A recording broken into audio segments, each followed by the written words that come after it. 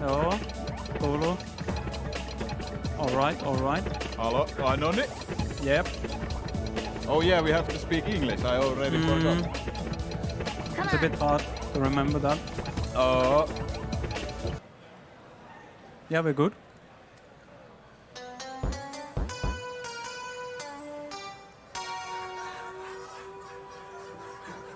Game over. We are ready to go. Yes. Yes. Thank you. Yes. Alright. Okay, so everybody, hi, I'm Javeliin, and this is Jumping Flash for PlayStation 1. And here we have Timo. I played this game for around 4 minutes, but it looks cool. And he explained some things. I'm just here to chill. definitely. This is a first-person platformer, even though it has shooting in it. So, oh, we have to skip the demo. And yeah, this was released in '95, so very early PlayStation action going on here. And we are ready to go. Timo, will you press the button in 3, 2, 1, go? We are go. Yay! Yay. Yo, so yeah, this is somewhat familiar game from the early PS1 days. It was included in early PS1 demo discs, and that's about it. It was developed by Exact for Sony computer, and they were, if I don't remember wrong, they actually were merged into Sony and made Ape Escape later. And that was the first stage. The goal of this game is to collect 4 jet pods, aka carrots, in every stage and go to the exit. I was quite confused by the jet pods at first. I thought it would say carrots on the map, but Yeah. it just said jet pods. I didn't know what was going on. Oh no, messed up my line already. So yeah, as you can see, this game has a lot of verticality to it. We get 2 jumps. Well, three. technically 3. You jump from the ground, then you get 2 jumps in the air. Yes. While you're in the air, you can't turn, you just strafe, right? It seems you're turning, but when I played, I couldn't actually turn in the air, just strafe. Here we're taking a bit of a detour to get some weapons for the boss. Every single world in this game has a boss in it, and the last one actually has 2. So this game also has differentiating from time attack and actual runs is that you want to go for extra weapons for the boss kills, because without weapons these boss kills are very slow. And this is the first one. Cool dragon. Dragon.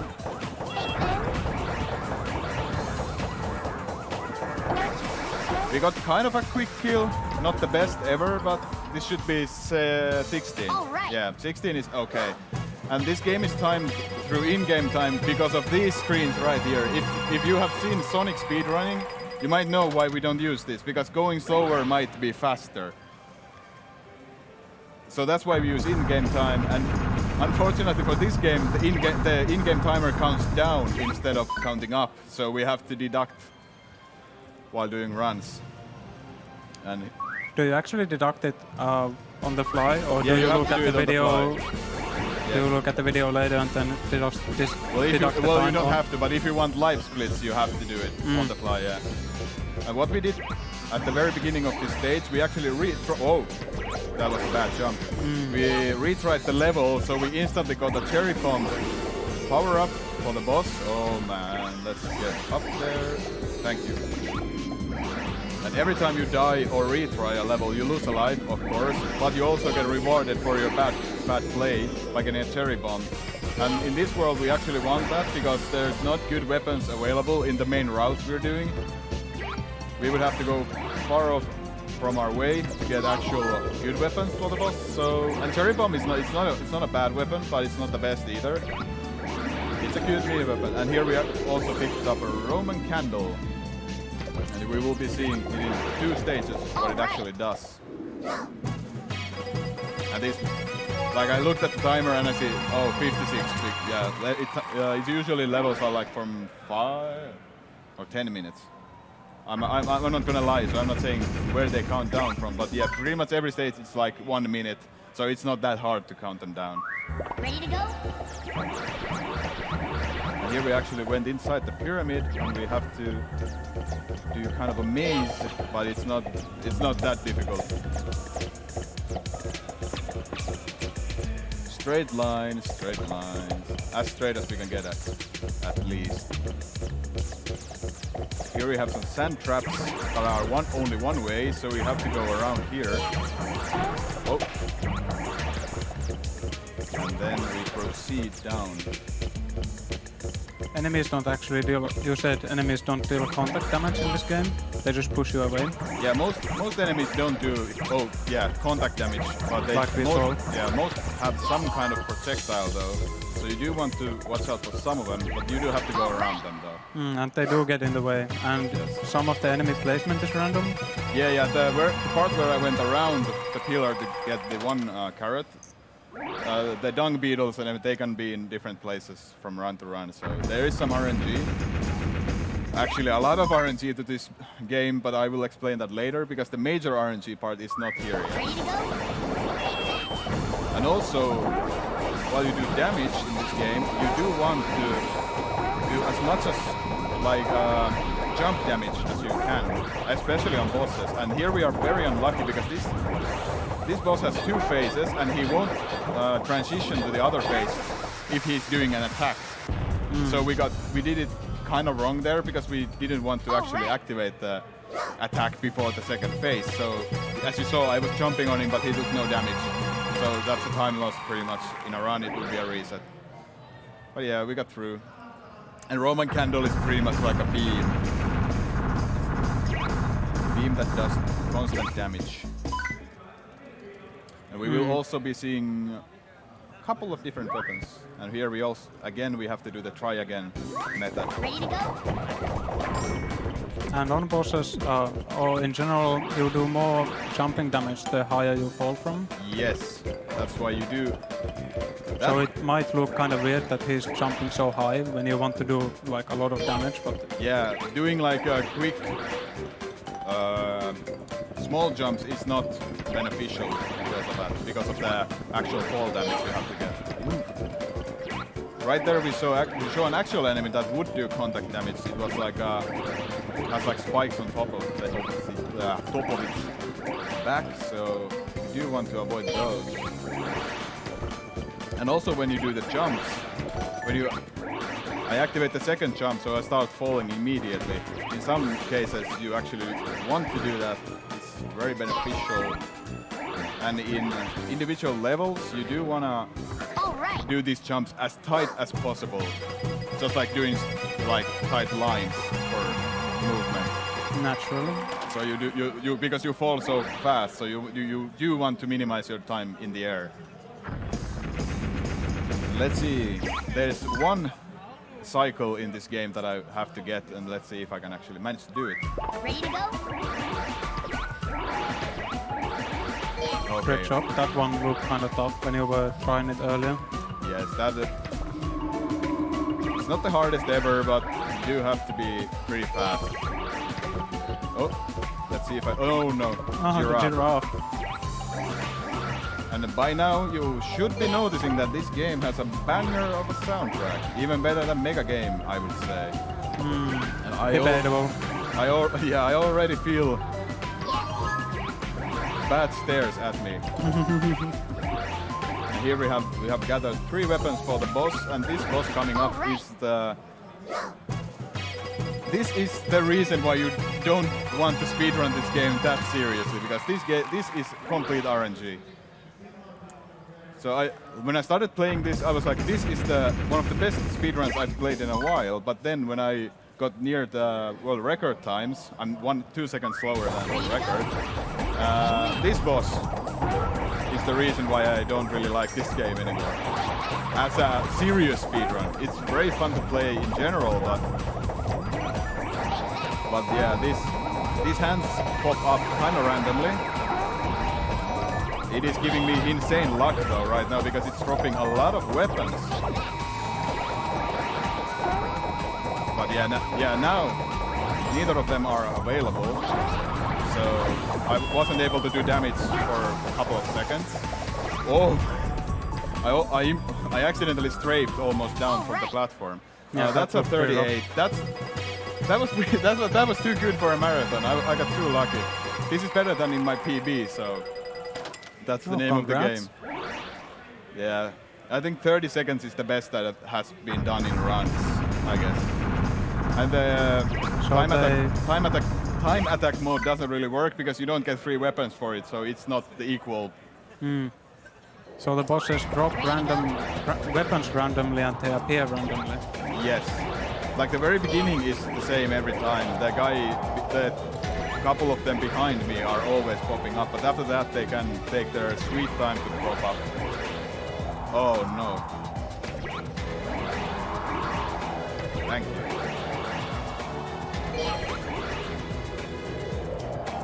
And yeah, here we actually have a new weapon which we didn't see in the last boss, Twisters. And they will play an important role in the next boss coming up after the next stage.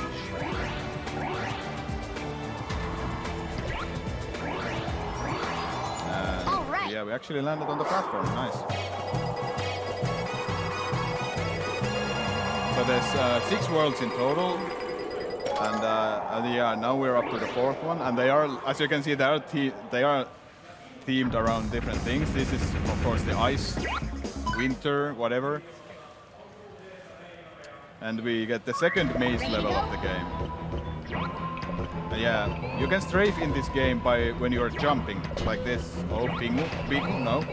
And these TV bats are awful. They're also like quite RNG. Like in this level, you can lose a lot of time to them.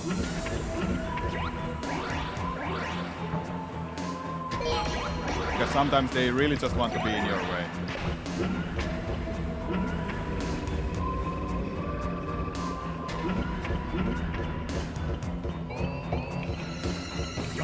And the controls, if it's not obvious, it is tank controls.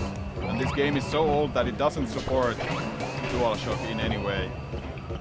So I would recommend using the best PS1 controller there is. Even Natty was using one, so it's certified best controller. That was your controller, For right? PlayStation at least. I would even use it for Cuphead. I was distracted for a second. I lost a second, oh my god. Yeah, they're practicing Cuphead next to us. Here we That also game is very distracting. The visuals are so nice. Yes, exactly. But I would say that this game's visuals are also very good for 95. Yeah, this is The released frame in rate 95. the frame rate is not bad, and I've only seen it tank when you look up from high, high sometimes above. it tanks, but it doesn't tank that much Yeah. for such an old game. Like this is basically a tech demo that was combined with a cool and cute idea, pretty much. Those were the twisters. Yeah, as you could see, the twisters pretty much melted the HP down because it was. Oh no! I was right next to the boss, and all the twisters just hit him in quick succession. So. Is there a story to this game? Oh yes, there actually is. We will see the primus motor of this game right after this, because the stage select is important. There's the antagonist of this game is called Baron Aloha, and he has stolen pieces of the, well, I guess Earth or Earth equivalent. Like these are pieces of Earth right here, and he uses these tentacle-like things to carry them to the space, and he's trying to like build a own resort or something. And here we are in, well, whatever this music reminds you of, I guess. Oh no. I messed up the jump. We want to get these rockets here for the boss yet again. And here comes the most terrifying jump of the game, I would say. Oh yeah, this one looks really scary.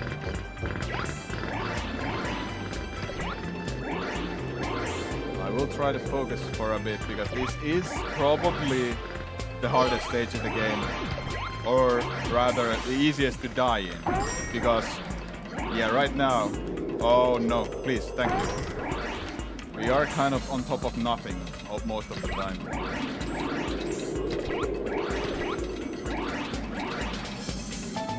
But yeah, as you can see, like the frame rate is unlocked, so sometimes it goes very high, like high 30s or something. And now we also want to do another jump boost because this resets your jump. You can do your double jumps there. We need to pick up the Roman candle, and yeah, that is it. And we have to squeeze in here. All right. Pretty okay. You can see the developers actually had a pretty good idea what to do with the platforming. Your character looks down when you're landing, and you have shadows and stuff. It is definitely the saving grace of this game that they actually thought of gameplay first. So yeah, every time you jump, it already starts like looking down, so you can see where you're gonna land very easily. Yeah. Similar theme, but this is not as terrifying at least. Oh, the lights. Yeah. Where are the lights? They just wanted to fit the mood of the place into the stage. Assembly is cooperating. Oh no. That was a tight miss. This game actually has a sequel as well. Well, actually two of them, but... Oh man. The strafing. rough. Okay, so we go here, here. But the third one was not released outside of Japan, so not a lot of people have seen it. I have to take this kind of baby steps right now.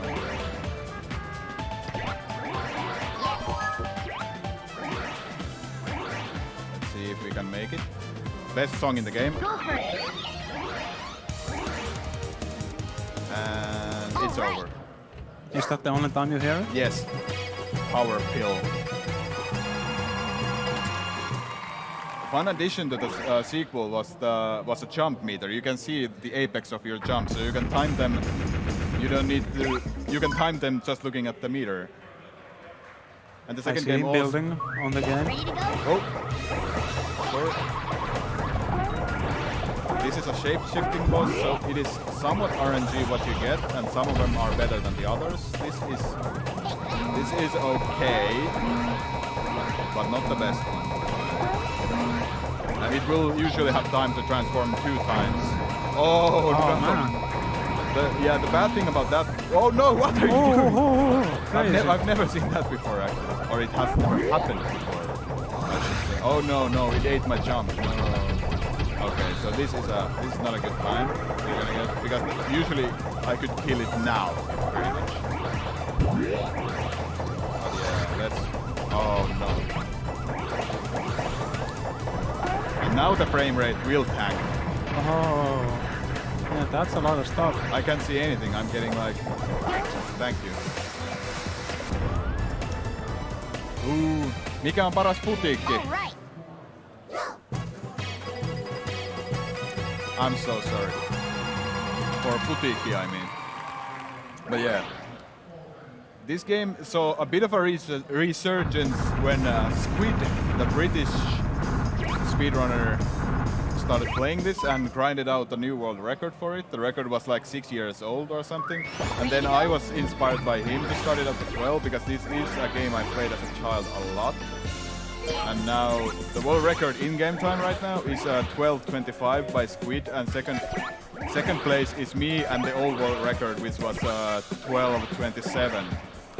With a perfect run, this can go sub 12, but the RNG is so insane in this game that 12:10s would be good. And I'm definitely, when I get more time, I will try to go for 12:10 time. Somewhere around there, and then also I want to do runs of the sequel. It did improve a lot of things gameplay-wise, but I would say that as a gameplay experience, it is not as good as this one, but it is close though. So it's pretty much the same thing. It's like it feels like a DLC pretty much, because it's so similar. Mission pack, whatever you say. And we didn't land. But yeah, now the platforming stages of this game are over, and now we have 2 bosses coming up, and unfortunately they are also they're kind of hard in a good attempt, so Next one is mostly RNG, and the last boss is very execution heavy, so you can get your dreams crossed here already. Yeah, it's the basic doppelganger fight, and it's looking kind of okay right now. Okay, it is a good... No, please. Yeah, as you can see, like I'm doing the... Okay, it was a good kill at least. So I'm going as high as possible and then going down. 21, that would have been acceptable in a world record attempt, I guess. But yeah, he has a pattern where he can go to the gates and then summon ads, so that's all. That's like 10 seconds lost instantly. He was trying to go to the gates though. It looked like he got stuck on a corner. Yeah, basically, he tried to attack me and didn't want to go for anything else. And here is Baron Aloha. Ready to go? Yeah, he's gonna jump.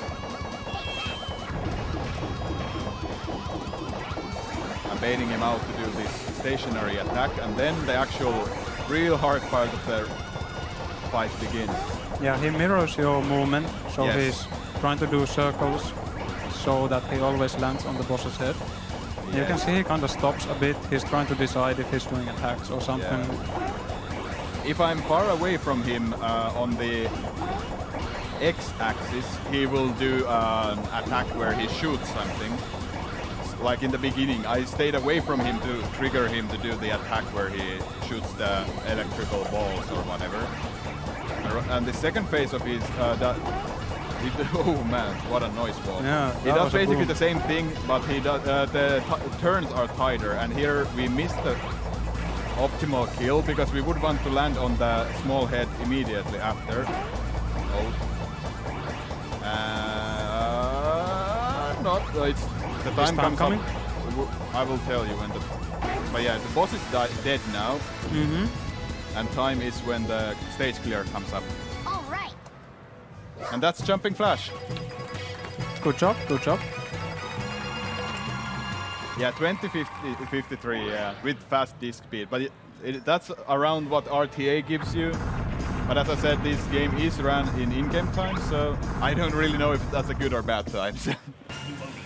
But yeah, I would definitely recommend, if you liked what you saw, this game this is very cheap. You can buy Jumping Flash 2, Japanese version.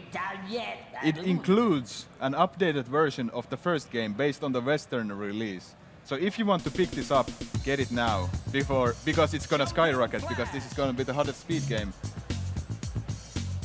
And that's about it. Thank you, SGU, and we will continue with Psyops. See you in a minute. Thank you. Yep.